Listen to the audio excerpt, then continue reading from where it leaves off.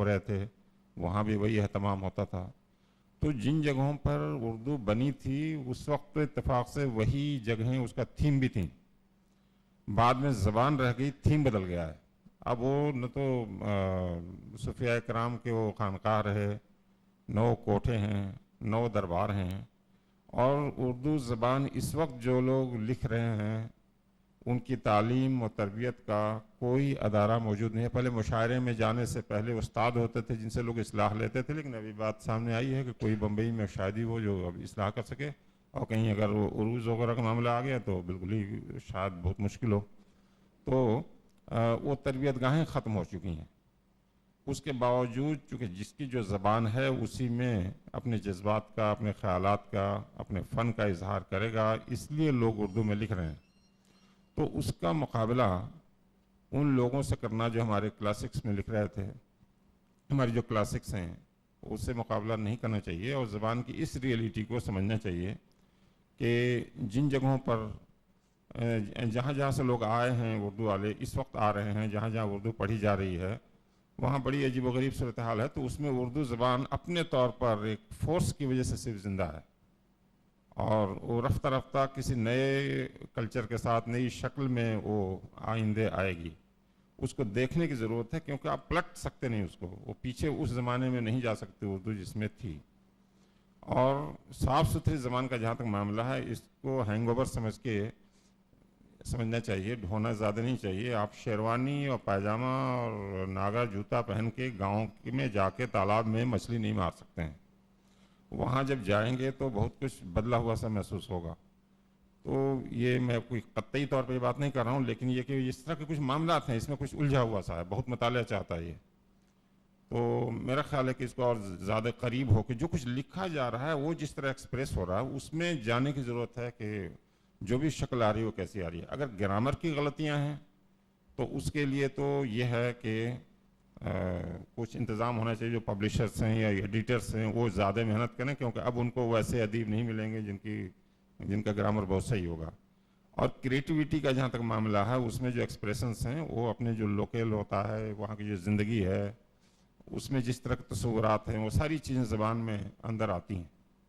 اور آج کی زندگی کی جو بوکھلاہٹ ہے وہ بھی اس میں ہوگی، وجلت ہے وہ بھی اس کے اندر ہوگی، بہت ساری باتیں جو ہیں اس طرح کے توڑ پھوڑ کی وہ سب کچھ جو ہے زبان کے اندر شامل ہوگا.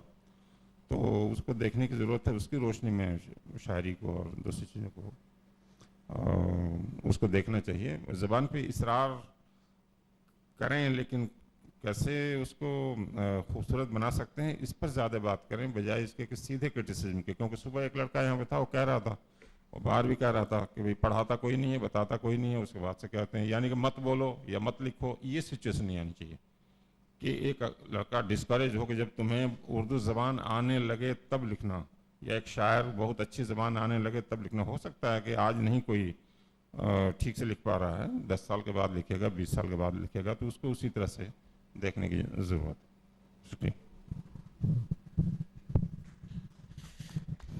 بہت بہت شکریہ پیغام آفاقی صاحب. اب میں تمام شرکائے محفل سے درخواست گزار ہوں کہ اپنے اپنے طور پر بالاختصار اپنے خیالات کا اظہار کریں. ممتاز انور.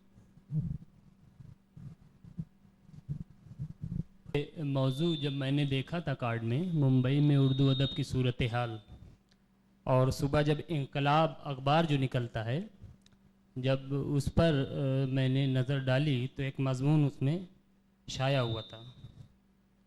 اس میں مہاراشٹر میں اردو تعلیم، جائزے اور امکانات، یہ میرے پاس موجود ہے پورا، یہ آج ہی اخبار آیا ہے. تو مجھے تھوڑا سا یہ لگا کہ پورے مہاراشٹر کی بات اگر ہو تو اور مناسب ہے، بجائے یہ کہ اب اردو، جیسا کہ پیغام بھائی کے بعد سے یہ واضح ہوا کہ اردو جو پہلے شہر تک محدود تھی اور کسی خاص لوگوں تک محدود تھی، وہ اب خاص لوگوں تک محدود نہ ہو کر کے بلکہ گاؤں کے لوگوں تک پہنچ گئی ہے، اور وہاں سے آنے والے لوگ لکھ رہے ہیں اور توجہ دے رہے ہیں. تو یہ کافی ڈیٹیل میں، اور ظاہر ہے کہ میں ممبئی کی بالکل جڑ کر کے تو نہیں جانتا، لیکن اردو دنیا جو قومی کونسل کا رسالہ نکلتا ہے اس میں اکثر مختلف اسٹیٹ کے زبان کی صورتحال کیا ہے، ادب کی صورتحال کیا ہے، اس پر گفتگو ہوتی رہی ہے.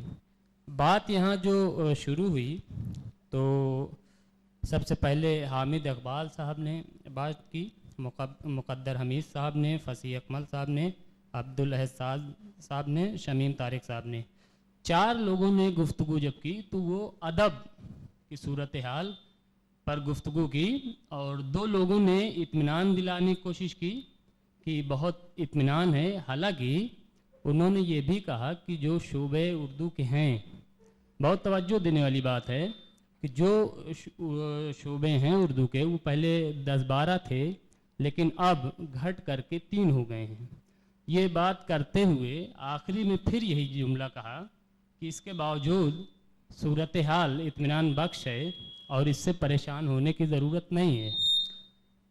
حالانکہ یہ اخبار جب میں پڑھ رہا تھا تو مجھے یہ احساس ہوا اس میں بھی تقریباً وہی بات ہے کہ بہت پریشان ہونے کی ضرورت نہیں ہے، صورتحال بہت اچھی ہے بنسبت دوسرے اسٹیٹ کی.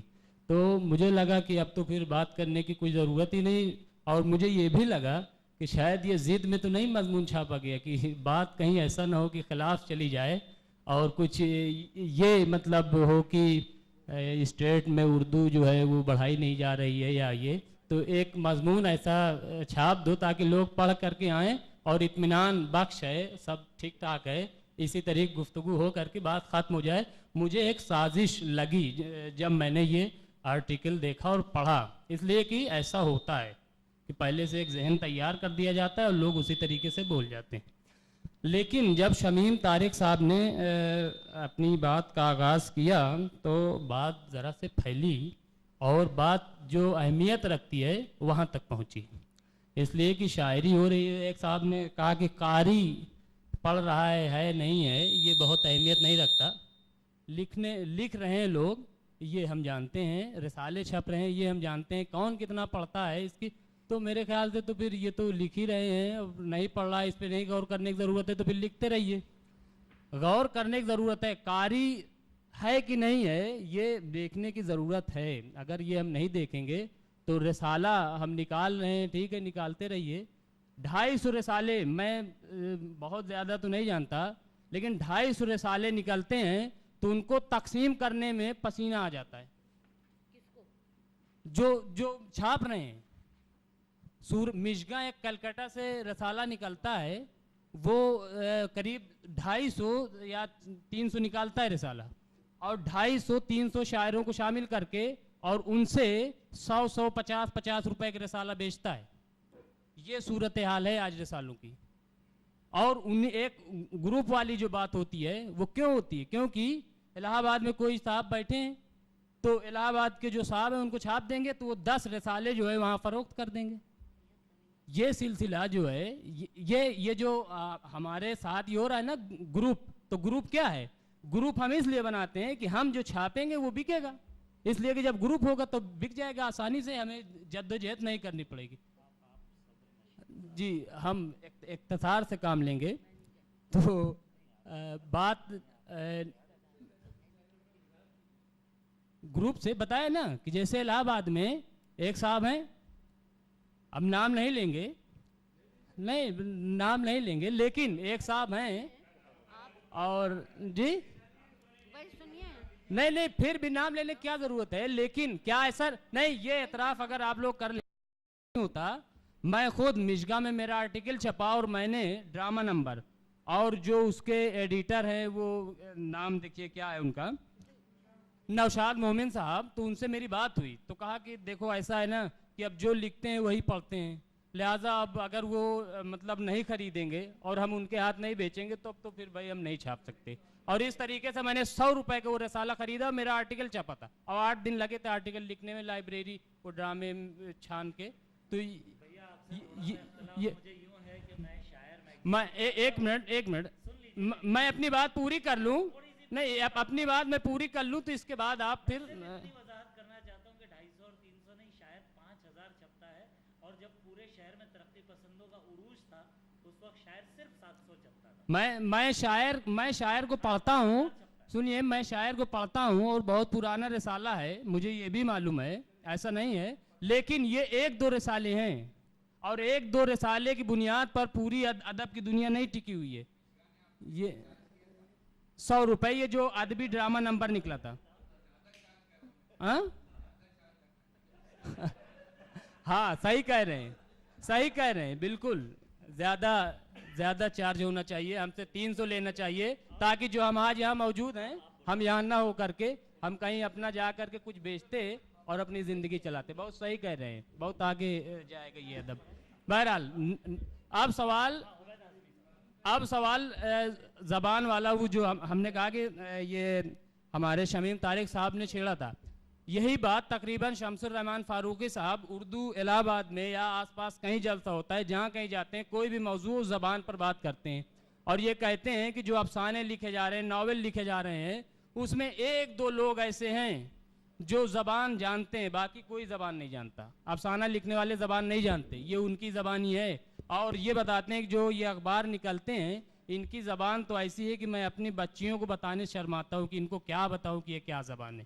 تو اس طریقے وہ بات کرتے ہیں. لیکن جب میں نے ان کا سوار پڑھا تو پتہ چلا گیا زبان تو بڑی اچھی تھی لیکن سمجھ میں نہیں آیا. اچھا سنیے, آپ 2 منٹ کا وقت دیں گے؟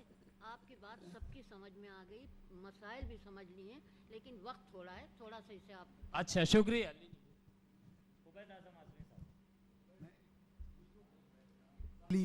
بامبے کا رہنے والا ہوں اور ممبئی کا, اور یہیں تعلیم و تربیت ہوئی ہے اور یہیں سے جڑا ہوا بیسکلی تھیٹر سے, سینما سے اور ٹیلی ویژن سے ایز اے رائٹر. میں صرف اتنا کہنا چاہوں گا کہ ایک شعر ہمیں یاد آ رہا ہے ساری بات ابھی سنتے وقت کی, گریدہ دامن و خستہ غریبانوں کی باتیں ہیں, غزل میں جتنی باتیں ہیں مسلمانوں کی باتیں ہیں. تو بات یہ ہو رہی ہے کہ مسلمانوں کی ایک اردو زبان کو لے کر کے یہاں ایک تذکرہ ہو رہا ہے کہ وہ زبان جو ہے بہت, کوئی کہہ رہا ہے کہ اچھی ہے, کوئی کہتا ہے کہ حالات بہت اچھے ہیں, کوئی بات یہ ہو رہی ہے کہ وہ ترقی کرے گی. ہماری ایک تعلیم و تربیت اردو زبان میں ہونے کے باوجود جو انٹریکشن ہمارا بامبے سٹی میں ہوا ہے وہ زیادہ تر مراٹھی لٹریچر اور گجراتی لٹریچر سے ہوا ہے. گجراتی لٹریچر کے جو لوگ تھے وہ ہمارے تعلق سے ہمارے قریب آئے, مراٹھی لٹریچر کے چاہے وجے تینڈولکر ہوں, چاہے اچوت وزے ہوں, نیو جنریشن کے لوگ وہ ہمارے تعلق سے آئے. اور ہم یہ دیکھ رہے ہیں کہ جو مسلمان ہیں, جو لٹریچر, جو مسلم ادیب ہے, وہ زیادہ تر اپنے آپ کو ان لوگوں سے کاٹے ہوئے ہے یا کٹا ہوا ہے, یا ان کے نزدیک نہیں جا رہا ہے یا جانے کی کوشش نہیں کر رہا ہے. وہاں سے تو آنے کی ہم کو لگتا ہے کہ ایک وہ ضرور کوشش کر رہے ہیں آنے کے لیے, کہ ہم کو پتہ ہے کہ مراٹھی ساہتیہ سنگھ میں روزانہ شام کو اردو زبان سکھائی جاتی تھی, اور باقاعدہ مراٹھی بچے مہاراشٹرینز اپنے بچوں کو باقاعدہ اردو زبان سیکھنے کے لیے بھیجتے تھے کہ جائیے اس زبان کو سیکھیے. سو مجھے لگتا ہے کہ لٹریچر سے جو لوگ کنیکٹڈ ہیں, ادب سے جو لوگ کنیکٹڈ ہیں, ان کو اس طرف بھی ایک کوشش کرنی چاہیے کہ اپنے ادب کو دوسری زبانوں تک کیسے لے جائیں, جیسے کیسے انٹریکشن ہم کریں مراٹھی لٹریچر والوں سے, گجراتی لٹریچر والوں سے, جو بامبے کے اندر بہت اہمیت رکھتے ہیں, چاہے وہ تھیٹر سے زیادہ تر لوگ تھیٹر سے کنیکٹڈ ہیں. اس طرف میں چاہتا ہوں گفتگو کو تھوڑا سا اگر موڑا جائے تو ٹھیک ہے. Thank you sir.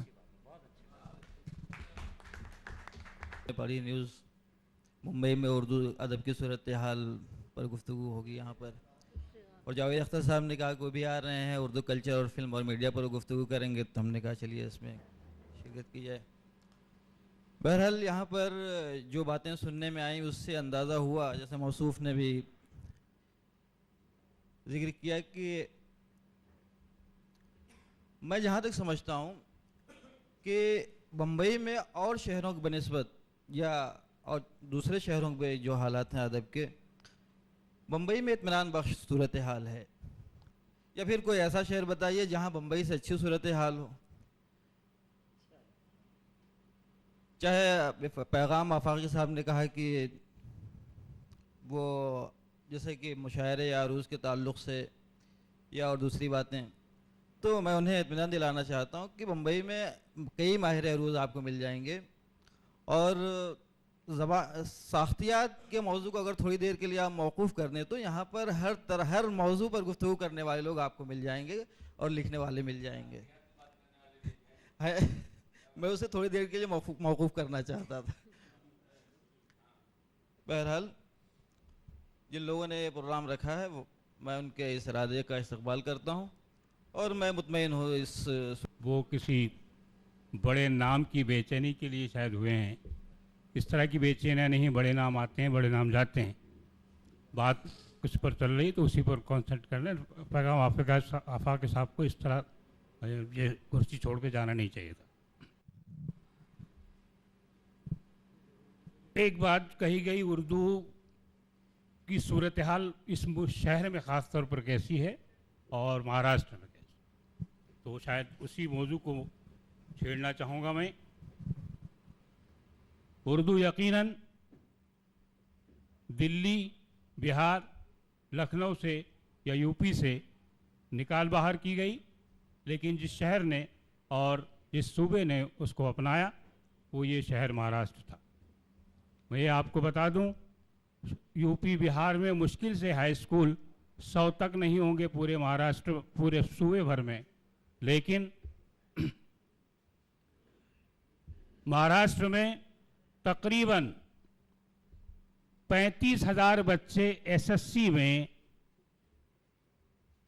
شریک ہوتے ہیں اردو میڈیم کے ساتھ. 35,000 بچے. یہ صورتحال بمبئی میں صرف اردو کے ساتھ نہیں ہے، اور خاص طور پر BMC اسکولز کے سلسلے میں یہ اثر انداز ہوئی ہے. شہر کے لوگ جو ہے وہ سبرز میں جانے لگے ہیں، جس کی وجہ سے گجراتی ایون مراٹھی کے اسکولز کم ہوتے جا رہے ہیں، اور مضافات میں یہ اسکول بڑھتے گئے ہیں. لیکن گاؤں میں، قصبوں میں اردو پھیلتی پھولتی ہوئی نظر آتی ہے. ایک مسئلہ چھیڑا کہ پہلے کسی اس کالج شہر میں 10 یا 15 کالجز میں اردو شعبے ہوا کرتے تھے. اب 2-3 کالجز میں ہیں. شاید اس کے لیے ذمہ دار ہم ہی ہیں. ہم نے اپنے کالجز مسلم کمیونٹی کے نام سے اتنے شروع کیے ہیں، جس کے نتیجے میں ان کالجز میں جہاں اردو کے شعبے قائم تھے وہ شعبے دھیرے دھیرے کم کیے گئے.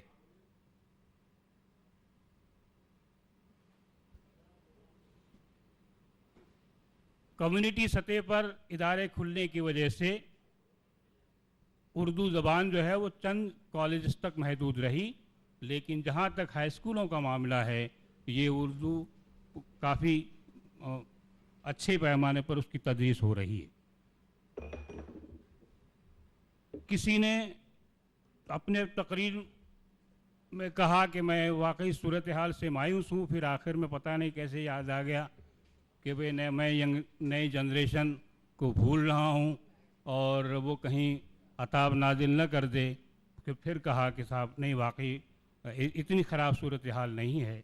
یہ واقعہ ہے شمیم طارق صاحب کہ اب اردو کے لکھنے والے خاص طور پر نئے لکھنے والوں سے ادبی موضوعات پر باتیں کم ہوتی ہیں. میرا شعر اچھا، تمہارا افسانہ اچھا، اس پر باتیں زیادہ ہوتی ہیں. 4 غزلیں 2 افسانے ہم نے لکھ لیے، ادیب شاعر قرار دیے گئے. جبکہ میں اپنا واقعہ دہراتا ہوں، تقریباً 5 سال کا لکھا ہوا ضائع کرنا پڑا اور کیا. اور اس لیے کہ ہمیں ایسے استادوں کی صحبت ملی. خاص طور پر میں اس کا ذکر کرنا چاہوں گا اعجاز صاحب کا. میں کوکن کے علاقے سے آیا ہوا آدمی، بمبئی میں جب ان کے ساتھ ملاقات ہوئی تو مجھ سے پڑھواتے تھے مسودہ. وہ یہ نہیں کہتے تھے کہ تم یہ لکھا ہوا ہے وہ تصحیح کرتے وقت درست ہے غلط ہے وہ دیکھو، پڑھواتے تھے. یہ میں نے بعد میں پوچھا کہ ایسا کیوں کرتے ہیں آپ؟ انہوں نے کہا کہ تمہارا تلفظ جو ہے درست کرانا چاہتا ہوں. تو یہ ایک دلچسپی تھی، یہ خلوص تھا، اور یہ خلوص استادوں کی کمی کے کارن اور کم ہوتا جا رہا ہے۔ اب ایسے آثار نواب لکھنوی ہو، یہ ہو، لیکن اب بھی اس شہر میں ایسے لوگ موجود ہیں، اگر آپ ان سے رابطہ قائم کرنا چاہیں یا ان سے ملنا چاہیں، اگر زبان سے واقعی دلچسپی ہے تو سیکھا جا سکتا ہے۔ عروج جاننے سے نہ کبھی شاعری آئی، نہ شاعری کبھی کی جا سکتی ہے۔ وہی حال جو ہے وہ زبان کا ہے، زبان جگہ جگہ بدلتی رہتی ہے۔ آج بھی آپ لکھنؤ، دلی کی ہی زبان کو مستند قرار دیں اور وہی زبان صحیح ہے، وہی تلفظ صحیح ہے، تو میں سمجھتا ہوں اردو کے ساتھ آنے والے دنوں میں آپ ناانصافی کرتے ہیں، کیونکہ ہر زبان میں لوکل لیول پر، مقامی لیول پر، ٹرائبلز لیول پر اپنی اپنی بولیاں بولی جا رہی ہیں، ملے جلے اثرات مستند زبانوں کے اس پر پڑ رہے ہیں، وہ یہ زبانیں اپنے طور پر بولیں گے، اپنے طور پر لکھیں گے، اور اگر آپ یہ کہیں کہ یہ زبان مستند نہیں ہے تو اردو ادب میں ایک وقت آئے گا کہ شاید دلت ادب کا شعبہ بھی قائم ہوگا۔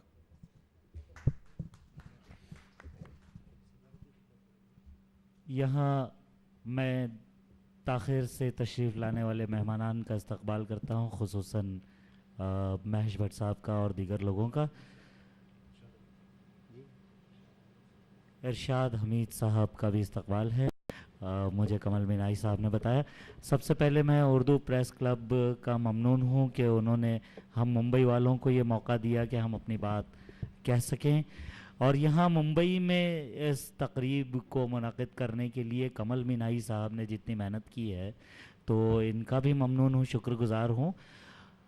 اگر مجھے اجازت ہو تو میں اس سلسلے کلام کو یہیں روکنا چاہوں گا، چونکہ تاخیر کافی ہو چکی ہے، لہٰذا صدر محفل صاحب طرز ادیبہ مقبول مزاح نگار محترمہ سلمیٰ صدیقی صاحبہ سے انتہائی ادب اور احترام کے ساتھ درخواست کر رہا ہوں کہ وہ اپنے زرعی خیالات سے صدارتی خطبے سے ہمیں نوازیں۔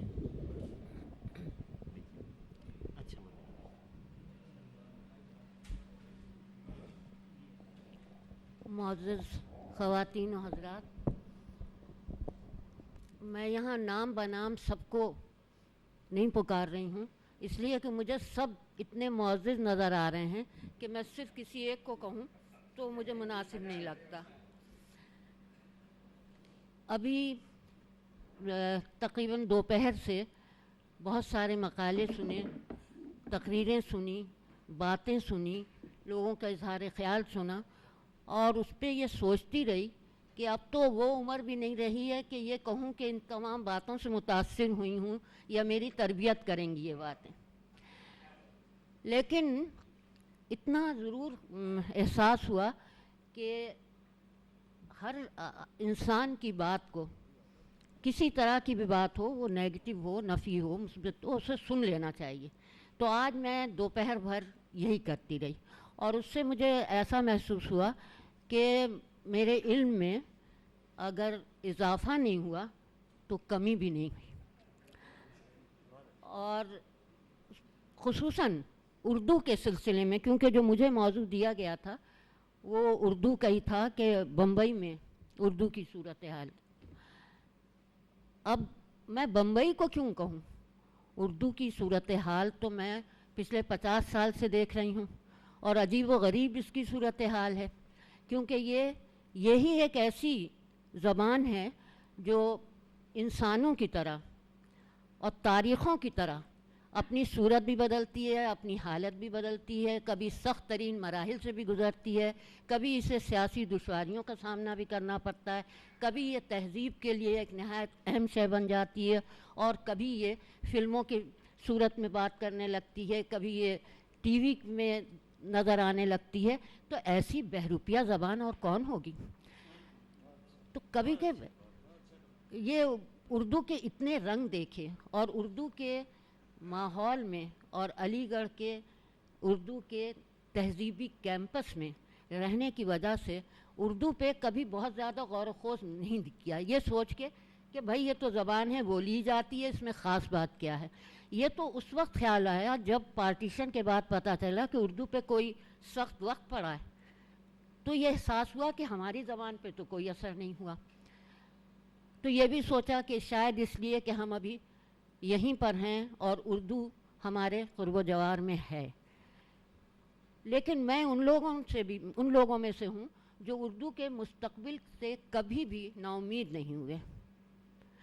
इस सिलसिले में सबसे पहला और शायद आखिरी भी झगड़ा खुद कृष्ण चंद्र जी से मेरा हुआ, क्योंकि वो उर्दू के उन रखवालों में से नहीं बल्कि उर्दू के उन सरपरस्तों में से थे, और वो ये समझते थे कि अगर उर्दू को कहीं दूर पार से भी कोई चोट हुई तो शायद वो उन पे ज़ाती तौर पर उनको लग रही है।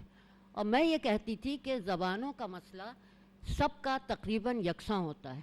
जिन मुल्कों को या जिन कौमों को सियासत का ऐसा बराह रास्त भुगतान भुगतना पड़ता है, उनकी ज़बानें भी मुतासिर होती हैं, लेकिन ये बात उनकी समझ में नहीं आती थी। इस सिलसिले में सरदार जाफरी, दूसरे लोग भी, मजरू सुल्तानपुरी जो कि उस ज़माने में इन लोगों का हल्का था, वो लोग किसी हद तक इस चीज़ को मान लेते थे, लेकिन कृष्ण जी कभी उर्दू के सिलसिले में कोई समझौता करने पर तैयार नहीं हुए, और उन्होंने उर्दू के सिलसिले में बहुत सख्त बातें कहीं, बाज़ वक्त नामुनासिब बातें भी कहीं, लेकिन इश्क तो भाई इश्क होता है, उन्हें ज़बान से था। और उन्होंने मुझसे एक बार ये भी कहा था कि जब तुम उर्दू के सिलसिले में कोई ऐसी बात कहती हो तो मुझे अफसोस होता है, क्योंकि मैं समझता था कि तुम्हारे कम से कम जिस्म में तो खून के बजाय उर्दू गर्दिश कर रही होगी।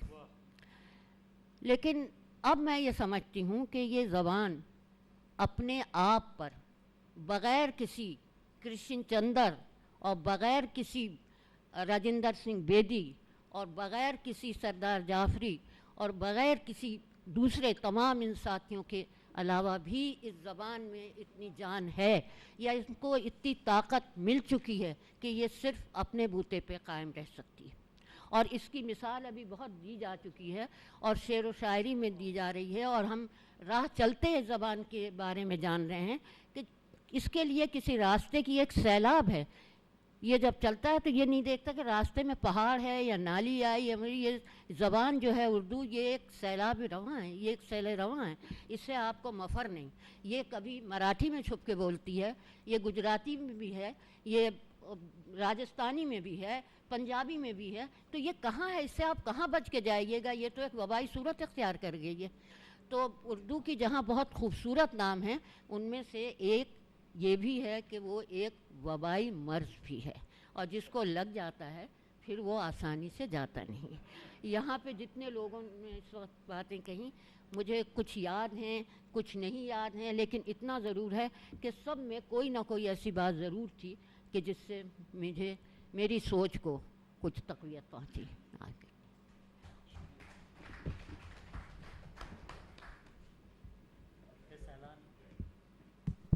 इस ऐलान के बाद के अगला इजलास उर्दू तहज़ीब, फ़िल्म और मीडिया के मौजू पर होगा। मैं इस इजलास की सदर मोहतरम सलमा सिद्दीक़ी साहिबा का बहुत ममनून हूँ कि बावजूद अलालत के और तमाम मुश्किलात के वो यहाँ तशरीफ़ लाईं, इस इजलास की सदारत फरमाई उन्होंने। हमारे मेहमानान पैगाम आफाकी साहब और दीगर मेहमानान जो दिल्ली से तशरीफ़ लाएँ, उनका भी ममनून हूँ। 4 शुरकाए मजलिस जनाब अब्दुल साद साहब, मुक़द्दर हमीद साहब, फसी अकमल साहब, शमीम तारिक साहब का भी ममनून हूँ कि उन्होंने काफ़ी मुफस्सल गुफ्तगू फरमाई, और आप सभी शुरकाए इजलास का खुसूसन मैं शुक्रिया अदा करते हुए आपसे इजाज़त चाहता हूँ।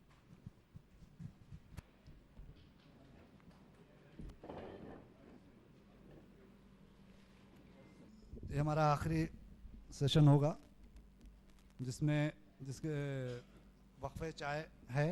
इसके फौरी बाद इस प्रोग्राम यहीं पर प्रोग्राम होगा, बाहर नहीं जाना है, फौरी तौर पर प्रोग्राम शुरू किया जा रहा है।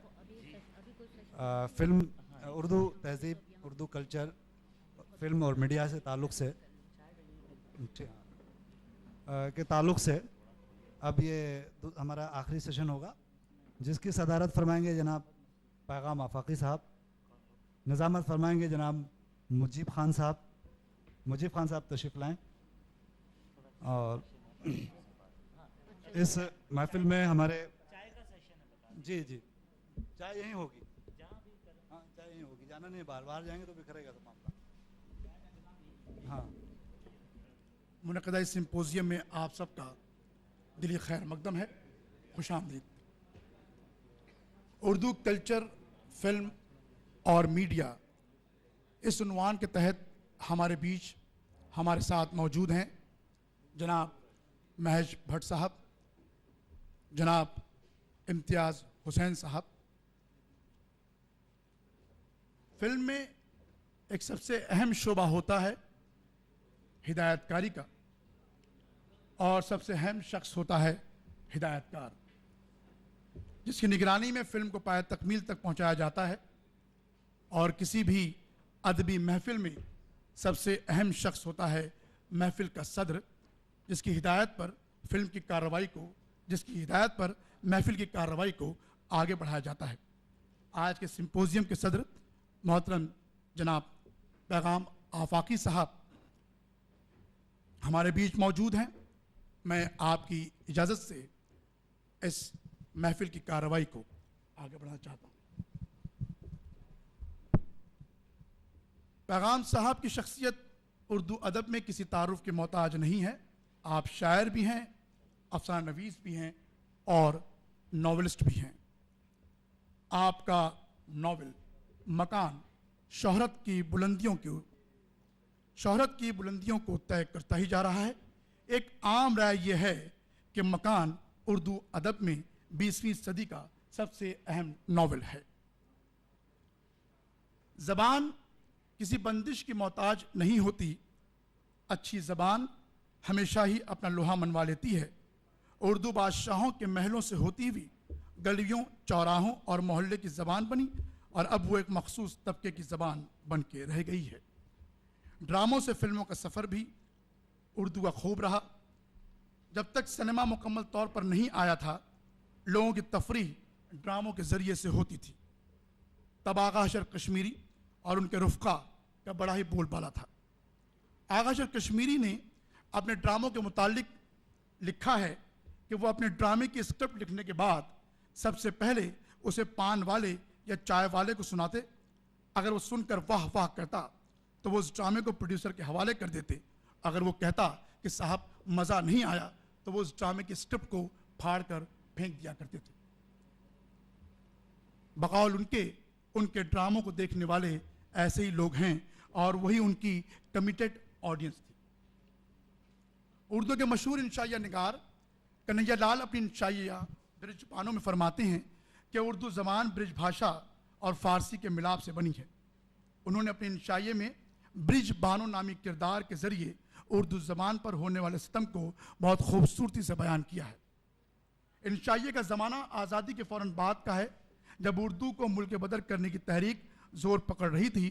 کنہیا لال پر یہ الزام تھا کہ انہوں نے برج بانو کو اپنے گھر میں پناہ دی ہے. کنہیا لال چاہتے ہیں کہ برج بانو اپنے وطن چلی جائے, اور برج بانو کہتی ہیں کہ وہ پیدا ہندوستان میں ہوئی ہیں, ان کا وطن ہندوستان ہے. دونوں کے بیچ میں کافی باتیں ہوتی ہیں. انشائیے کے اختتام میں برج بانو کی نظر سڑک پر رکی ایک ٹرک پر جاتی ہے جس کے پیچھے لکھا ہوا ہے, بری نظر والے تیرا منہ کالا. کوئی مونگ پھلی والا چلا رہا ہے, میری مونگ پھلی ہے دمدار, اس میں نمک مرچ ہے زوردار, اور دیکھو اس کی بہار, وغیرہ وغیرہ.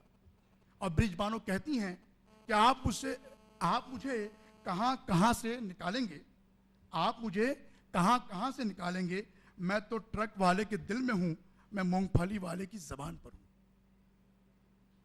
ان دونوں واقعات میں ایک بہت ہی کامن بات ہے, اور وہ یہ کہ اردو عام آدمی کی زبان ہے. کرشن چندر, راجندر کشن, ساسن منٹو, عصمت چغتائی, شکیل بدایونی, ساحل لدھیانوی, مجروح سلطان پوری, ہمار بارہ بنکوی, کیفی اعظمی اردو کے وہ اہم نام ہیں جو کسی نہ کسی طرح فلموں سے جڑے رہے. کچھ نے چند فلموں میں تو کچھ نے فلمی تاریخ میں اپنا مقام بنایا. اور اردو کی خدمت میں جٹے رہے. نہ صرف اردو والوں نے اردو کو غیر اردو طبقے سے متعارف کروایا، بلکہ کبھی جوش میں آ کر لکھ بھی دیا کہ یار میرا خوشبو کی طرح جس کی زبان اردو کی طرح. اور وہ بھی آج کے دور میں جب اردو کو قیمتی سینٹ سمجھ کر چند ہی لوگ استعمال کرتے ہیں. مبارکباد کے مستحق ہیں گلزار صاحب، جو آج کسی وجہ سے ہماری محفل میں شریک نہیں ہو سکے.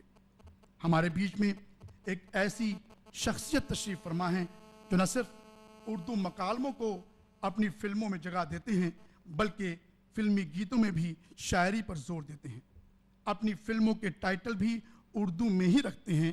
جنون، گمراہ، دل ہے کہ مانتا نہیں، ہمراز، جسم اور اب نظر. جی ہاں جناب مہیش بھٹ صاحب، میں آپ سے گزارش کروں گا کہ آپ چند کلمات ادا کریں. جناب مہیش بھٹ صاحب.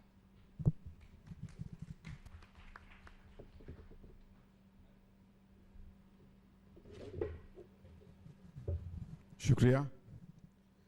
جب مجھ سے کہا گیا کہ یہ challenges to literature in the current century, contemporary Urdu literature, Mumbai Urdu culture, film پہ بات کروں تو میں کچھ سہم سا گیا، کیونکہ اردو زبان میری ماں کی زبان ہے، میرے وجود سے جڑی ہوئی، مگر میں اردو اتنی ہی جانتا ہوں جتنی ایک ہندوستانی سینگول جانتا ہے.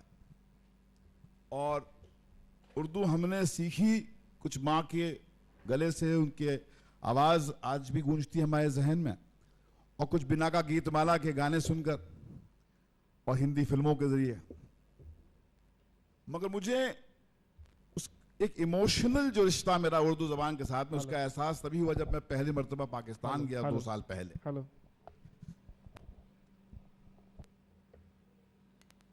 جب میں پاکستان پہلے مرتبہ گیا تو مجھے پہلے مرتبہ ایک احساس ہوا کہ ہم سب کتنا بھی دعویٰ کر لیں کہ ہم بڑے لبرل ہیں، کہیں پر جو آپ کے ملک کے جو پولیٹیشنز کی جو برین واشنگ ہے اس کا شکار آپ ہو ہی جاتے ہیں. تو کہیں پر لگا کہ ایک اینیمی لینڈ میں اترا ہوں میں.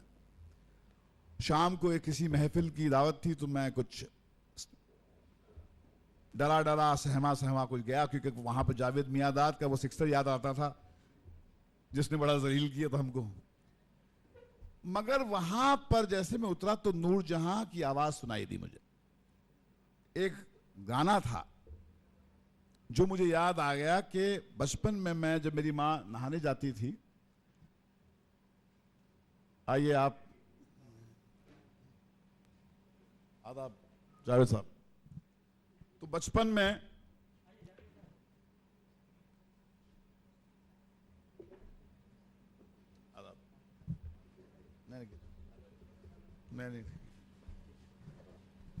تو بچپن میں جب میری ماں نہانے جاتی تو کہتی تھی کہ یہ نور جہاں کا گانا بجا دو، تو میں گانا بجا دیتا تھا گراموفون ریکارڈ پہ.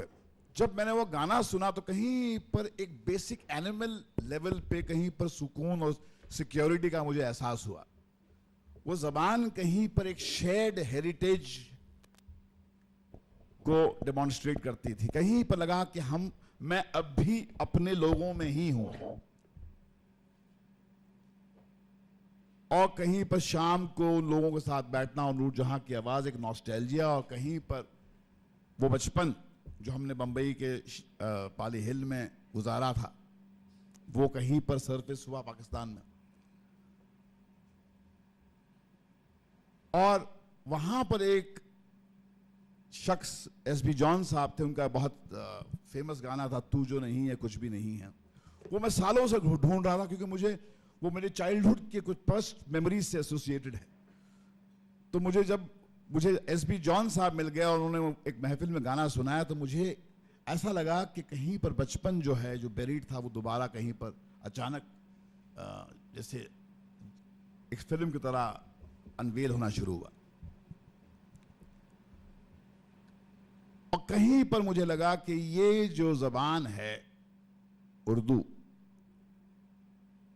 اس کا رشتہ میرا جو ہے کہیں پر سکوئر ون پہ میرے ڈی این اے سے کنیکٹڈ ہے. وہ ریشل میموری جس کو کہتے ہیں اس میں یہ زبان ہے.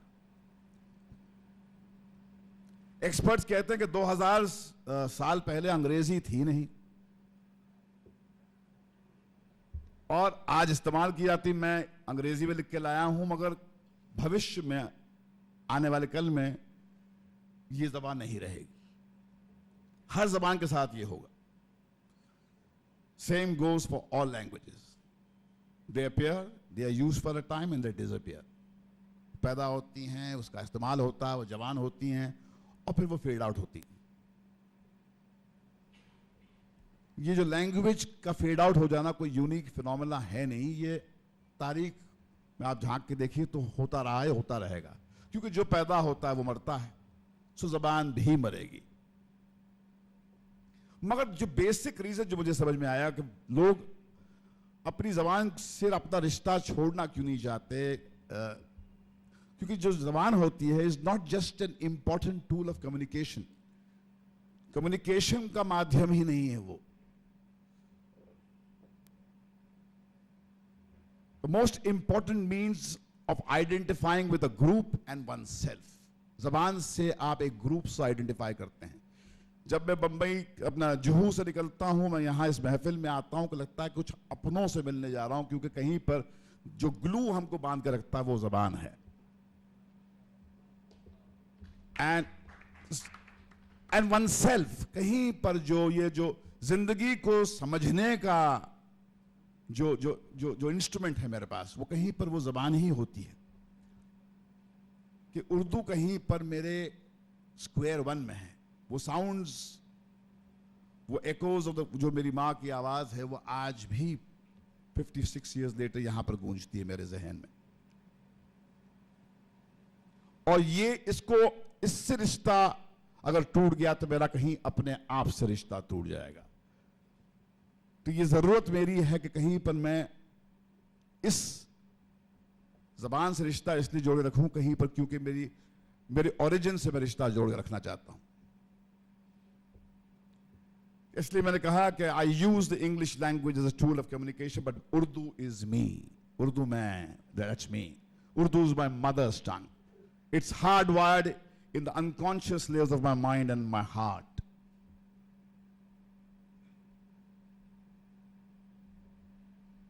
میں جب پی ٹی وی میں گیا تھا, وہاں پر ایک میں نے انٹرویو دیا تھا, تو وہاں کے ورکرز سب وہاں پر لائٹ وائس تھے, اوپر سے اتر کے آئے. اردو میں نے ایسی بولی جیسے آپ کے سامنے بولتا ہوں. بڑے ایموشنل ہو گئے, نے کہا کہ صاحب آپ اردو بڑی اچھی بولتے ہیں.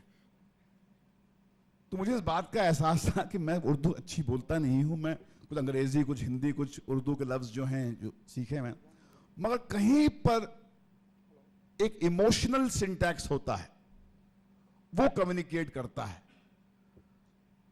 تو کہیں پر وہ بات ان کو چھو گئی. ایک اپنے پن کا احساس کہیں پر جو اس مومنٹ پہ ہوتا ہے وہ ان ایکسپلینیبل ہے. The language a person learns from his parents forges a strong emotional bond with oneself who use the language. And that is why people do not give up their native language. Even when they go to alien countries and settle down there forever. Bradford میں گیا تھا میں, تو وہاں پر جنگ کی circulation is phenomenal. کہ وہاں پر جو ہے انگریز لوگ رہتے ہیں, وہاں پر جو ایشینز جو ہے وہاں پر they have made it big. مگر وہ اردو جب تک وہ جنگ نہیں پڑھ لیں, زندگی کو وہ اس زبان سے دیکھ نہیں لیں, کرنٹ افیئرس کو انٹرپریٹ اس زبان سے نہیں کریں, تب تک ان کو لگتا ہے کہ کچھ جیسے کچھ بات سمجھ ہی نہیں آئی ان کو. مجھے یاد ہے کہ بچپن میں ایک میری میموری آئی تھنک کہ مولانا آزاد صاحب کی ڈیتھ ہوئی تھی اور میں بچہ تھا. میرے گھر میں 2 ریڈیو چل رہے تھے. ایک ریڈیو پہ میرے والد ہندی میں سن رہے تھے فیونرل کے مارچ, اور میری ماں جو تھی وہ اندر اردو میں سن رہی تھی, سیم ایونٹ. تو مجھے سمجھ میں نہیں آتا تھا کہ یہ ہے کیا, کہ why can't she listen to the same thing on the... مگر مجھے بعد میں سمجھ میں آیا کہ کہیں پر ایک ایونٹ کو انٹرپریٹ کرنے کے لیے, سمجھنے کے لیے بھی اپنی زبان ہی چاہیے. میری ماں جو ہے وہ اردو سے ہی وہ ایونٹ کو ایبزارب کر رہی تھی, اور میرے جو فادر جو تھے وہ جو برہمن تھے, my mother was a Muslim woman, تو وہ ہندی میں سمجھ رہے تھے. تو کہیں پر وہ جو ڈویژن جس کے بارے میں جو اتہاس میں झांक के देखो तो there was a division between the Urdu and the Hindi speaking people, तो वो कहीं पर मेरे घर में मौजूद था, उसको मैंने देखा है, जिया है। अब मुझे इसलिए याद है कि जब हम पाली हिल में जाते थे, जहां पर हम एम सादिक साहब जिन्होंने चौधरी चांद बनाई थी, और वहां पर कुरान साहब थे, और वो माहौल था बिल्कुल पाली हिल का, तो वहां पर जिंदगी कुछ और ही होती थी। जबान जो बोली जाती थी, बिरयानी की महक, ईद की सवैयां, the whole culture was different. और शिवाजी पार्क में जब हम आते थे तो एक बिल्कुल अलग कल्चर था। तो जो प्लूरलिज्म की जो बात लोग करते हैं, वो उसको हमने जिया है बचपन में, वो कहीं पर, मगर वो एक डिस्टिंक्ट एक कल्चरल डिवाइड है जो जिसने मुझे रईस किया, जिसने मुझे आज ये विजन दिया, जिस पे मुझे बहुत नाज है। मगर अनफॉर्चुनेटली बात यह है कि जब भी जबान मरती है, तो whenever a language disappears or dies, its cultural achievement is lost forever. तो जबान जब मरती है तो सारी कल्चरल जो किले जो फतेह किए हैं, the achievements हैं, वो मर जाती हैं। The formation of a language with all its words and expression, grammar, sounds, is a process which takes hundreds of thousands of years.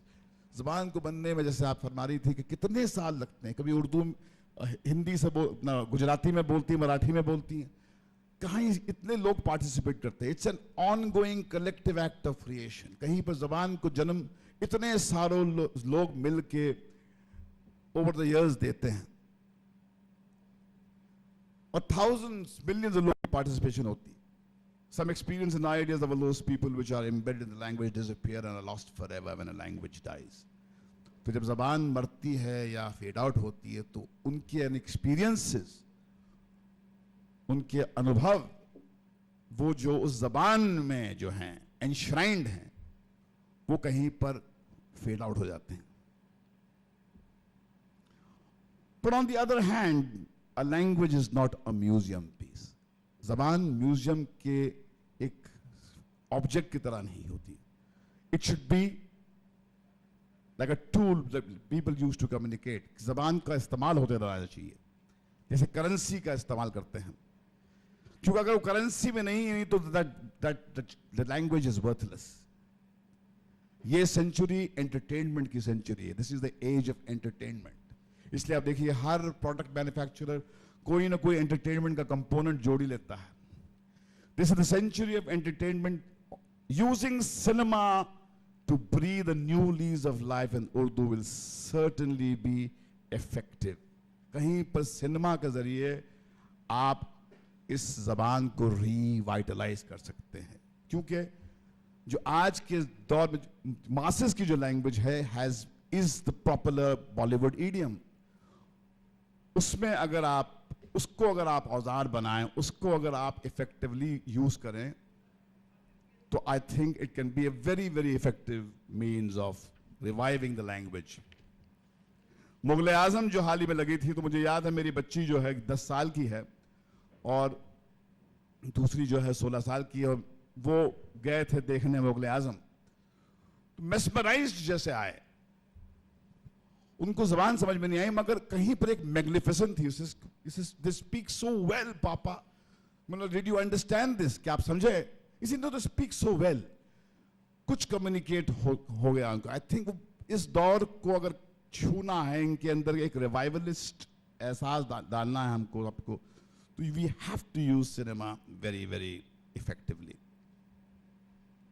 और हमारे फिल्म इंडस्ट्री में कहा है कि सिर्फ जिसको बोलते हैं कि मुस्लिम फिल्म मेकर्स ने ही इस उर्दू को इफेक्टिवली इस्तेमाल नहीं किया। चौधरी का चांद वाज सादिक साहब ने डायरेक्ट की थी, मगर Gurudatt was the major force behind it. Shyam Benegal साहब ने बहुत इफेक्टिवली उर्दू का इस्तेमाल किया है। हमें याद है असिस्टेंट थे तो हमको ओम प्रकाश साहब को उर्दू में डायलॉग्स लिख के देने पड़ते थे, वो समझते नहीं थे देवनागरी, तो फेंकते थे, बहुत ही वायलेंट हो जाते थे, ये क्या लिख के ले आया है हिंदी, तो उर्दू में लिख के देना पड़ता था उनको। एच एस रवेल साहब, गुलजार साहब का जो आपने जिक्र किया, Jagjit has played a very, Javed Siddiqui साहब एंड जावेद अख्तर साहब तो आर रिनाउंड पीपल, मगर Hindu film makers have been the torch bearers of the Urdu language. मेरे آفس میں ایک شخص ہے جو ہمارے جنرل مینیجر ہیں, جو پاکستان سے آئے تھے, پارٹیشن کے وکٹم ہیں, انہوں نے اپنا سب کچھ گوا دیا وہاں پر. ان کے ویلیوز جو ہیں پاکستان, اپنا ویوز پاکستان کے خلاف اپنا کو لے کے بڑے ہاسٹائل ہیں, مگر اردو زبان کی جب آپ بات کرتے ہیں تو جیسے وہ بالکل ایموشنل ہو جاتے ہیں. وہ ان کی جاگیر ہے اور وہ انسسٹ کرتے ہیں کہ بھیا کہ Urdu is not the language of Muslims, وہ ہندوستان کی زبان ہے. تو جب تک یہ اپناپن کوئی شخص despite of the communal biases assert کرتا رہے گا, I think there is hope. مگر I think the need of the hour is وہ جو ایک سوچ تھی جس کا میں نے آپ کو ابھی کہا کہ میرے گھر میں بھی موجود تھی, کہ جو پارٹیشن سے پہلے جو سوچ تھی کہ ہندو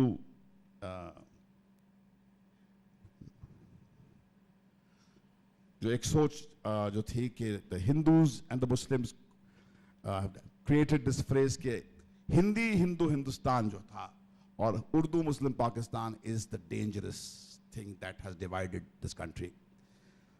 تو وہ جو سوچ ہے کہ ہندی ہندو ہندوستان اور اردو مسلم پاکستان, کہیں پر یہ اس سے آپ کو اپنے آپ کو ڈیلنگ کرنا پڑے گا, کیونکہ کہیں پر وہ ایسوسیشن اتنی ڈیپ روٹڈ ہے کہ Urdu is the language of those people who presided over the partition of the country.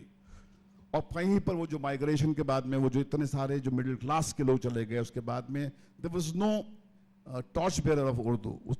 Urdu زبان کی کروسیڈ کے لیے شاید اتنے لوگ بچے نہیں تھے جنہوں نے ایگریسولی اس کے کاز کے لیے اپنی بات کلیئرلی آرٹیکولیٹ کی. اور آج میرے حساب سے I think the most important thing is to come out with وہ جو گریٹ فریز تھا انقلاب زندہ باد, جو گلو بن گیا تھا, پورے ملک کو جوڑ کے رکھا تھا اس نے. It was coined by the intellectuals who knew Urdu. تو میرے خیال میں کوئی ایسا جو ایک کوہس جو ملک کو جوڑے, جو ملک کو سٹچ کرے, the need is to come ایک ایسی سوچ ہو جو ڈویزو موومنٹ کو انکریج نہیں کرے, اور اس کو ڈی پولیٹیسائز کرنا بہت ضروری ہے.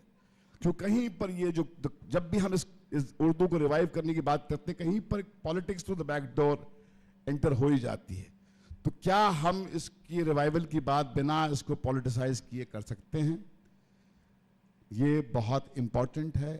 اور کیا ہم جس طرح انقلاب زندہ باد کا ایک جو نعرہ تھا, ایسا اور کوئی ایسی سوچ, this kind of phrases which come from the language, اگر ایسا ہو تو I think it will contribute a lot. اور وہ جو ایک ویژن بنا ہے کہ اردو کانکرر کی زبان ہے, اردو ان لوگوں کی زبان ہے جنہوں نے بٹوارا کیا, یہ سوچ کہیں پر آج بھی حاوی ہے, اس سے آپ منہ پھیر نہیں سکتے. we have to look at that truth.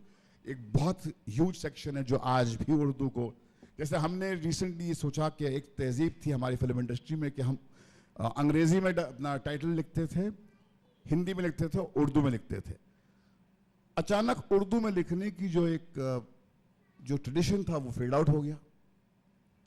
ہم کو یاد ہے بچپن میں ہم جاتے تھے تو 3 ٹائٹلز آتے تھے. تو ہم نے اپنی طرف سے کوشش کی کہ یہ ہم ٹریڈیشن ریوائیو کریں. تو آپ یقین مانیے کہ اتنی اپوزیشن, میں نے کہا بھیا کہ یہ آپ یو پی میں یا بہار میں یا کچھ ایسے علاقے جہاں پر مسلمان آپ کے سینیگوئرز ہیں, ان کو کتنا اچھا لگے گا جب وہ ٹائٹل جو ہیں اردو میں پڑھیں گے. کیا آپ یہ نہیں چاہتے ہیں؟ مگر وہ بات سمجھ نہیں رہے تھے. وہ سمجھ رہے تھے کہ یہ کوئی مہیش بھٹ کا اپنا ایک مسلم کاز کو آرٹیکولیٹ کرنے کا طریقہ ہے. اور میرے آرگنائزیشن میں بہت سمجھدار لوگ جن کو میں سیکولر مانتا ہوں, ان کی طرف سے یہ اپوزیشن آئی تھی. اور تب مجھے اس بات کا احساس ہوا کہ اردو زبان کو کہیں پر وہ اسلامک کاز کو آرٹیکولیٹ کرنے کا ایک کورڈ طریقہ مانتے ہیں. تو اس کو آپ کو ماننا پڑے گا. مگر یہ ہم نے بہرحال یہ شروع کر ہی دیا کہ ہم اپنی فلموں میں اب وہ جو ہمارے باپ دادا کرتے تھے کہ انگریزی, ہندی اور اردو میں ٹائٹلز جو ہیں وہ ہم نے شروع کر دی ہیں. مگر ایک ان ہاؤس سیکرٹ میں نے آپ کو ریویل کر دی. مگر need of the hour is also to understand کہ دیکھیے بہت امپورٹنٹ بات ہے کہ جو ریٹن ورڈ ہے وہ مر رہا ہے. آڈیو ویژول ایڈیم جو ہے وہ یونٹ ہوگا کمیونیکیشن کا. ہم کو بہت ایگریسولی ہم نے جمعیت علماء ہند کے لیے پہلے مرتبہ ایک ڈاکیومنٹری بنائی اور انہوں نے کہا کہ کاش ہم نے یہ 20-25 سال پہلے کیا ہوتا, کیونکہ وہ جو آڈیو ویژول کمیونیکیشن کے ذریعے آپ ایک بات کمیونیکیٹ کرتے ہیں وہ زیادہ پینیٹریٹ کرتی ہے. اور اگر ہم کوئی بھی ایفیکٹو پینیٹریشن چاہتے ہیں یا کسی کے کانشیسنس کو چھونا چاہتے ہیں تو آپ کو اس زبان کا جو آڈیو ویژول ایڈیم کا سپورٹ لینا ہی پڑے گا, کیونکہ the written word is going to die. وہ شاید ہمارے آپ کے زندگی میں نہیں یا اگلے 50 سال میں نہیں ہو, but it is certainly going to die. The image, جو امیج ہے جو آدمی دیکھتا ہے سنتا ہے وہ, کیونکہ مجھے اگر اردو کے ساتھ میرا رشتہ آج بھی ہے تو وہ اس لیے کیونکہ بچپن میں نے اپنی ماں کے کان کے منہ سے وہ آواز سنی تھی. وہ ایموشنل ردم جو ہے, وہ غصے کا اظہار کرنا, پیار کا اظہار کرنا, وہ میری ماں کا جو انداز بیاں ہے وہ مجھے یاد ہے. مجھے وہ نور جہاں کے ساؤنڈز یاد ہیں. تو میرے خیال میں the audio visual sound that you can hear and see is important, not read. کیونکہ میں لکھتا ہوں انگریزی میں, اگر مجھے اردو سیکھنی ہے تو مجھے دیوناگری بھی مجھے ٹھیک نہیں ہے, مجھے it should be available to be in Roman. تو کہیں پر آپ کو ریوائیو کرنے کے لیے اس کو افیکٹو اور پاتھ بریکنگ ڈیوائسز کھوجنے پڑیں گے ٹو ریوائیو اٹ.